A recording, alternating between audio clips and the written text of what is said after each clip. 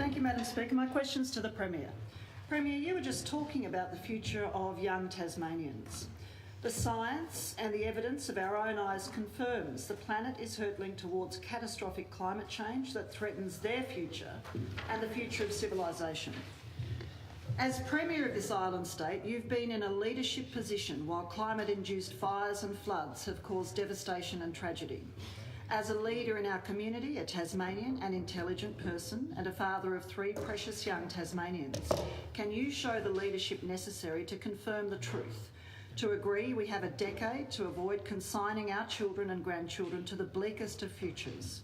Premier, do you recognise the world is in a state of climate emergency and that Tasmania and its people are not immune? The Honourable the Premier.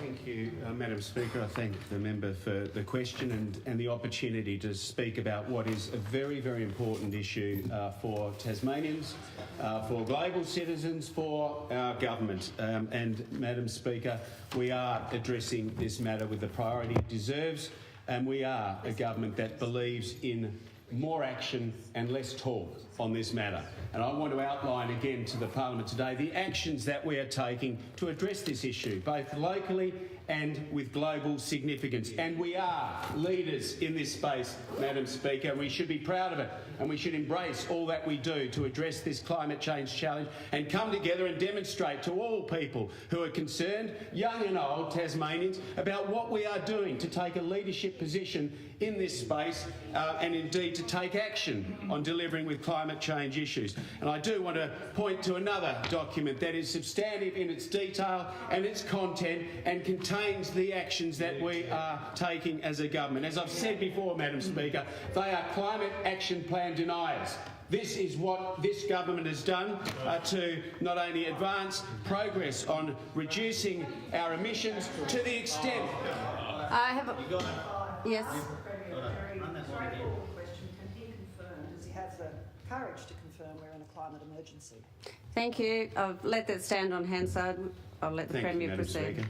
And I think it should be a source of great pride to all Tasmanians that we are one of the first jurisdictions in the world to be zero net emissions as a state, to be within just a couple of years 100% renewable energy generated, to be self-sufficient in renewable energy technologies. These are demonstrative of our commitment and our progress, Madam Speaker, to taking action and to delivering positive outcomes. Now, Madam Speaker, I do want to point to some of the features of our Climate Action Plan, Climate Action 2021. There's additional funding, of course, to back it. We put $3 million more into new funding to deliver the action plan, a number of key targets and actions that will take us to those targets. Of course, establishing a long-term emissions reduction target of zero net emissions by 2050, having already achieved that. It remains a work in progress, of course, so we need to continue to deliver, to support the rollout not only of massive infrastructure investments into renewable energies, but also into electric vehicle charging infrastructure, to ensuring that we have more research into climate change and climate action, which we are, again, world leaders in, a comprehensive and targeted fuel reduction burning program, our energy efficiency loan scheme, investing in our irrigation infrastructure to support our farmers so that they are able to operate with greater surety in a changing climate environment. We have nationally accredited training related to climate change issues. We're supporting businesses and households to improve their energy efficiency. I can speak to you about a number of initiatives. We've got the Power Smart Home and Business programs, for example, which provide financial support over 2 years to conduct energy audits for small and medium-sized businesses.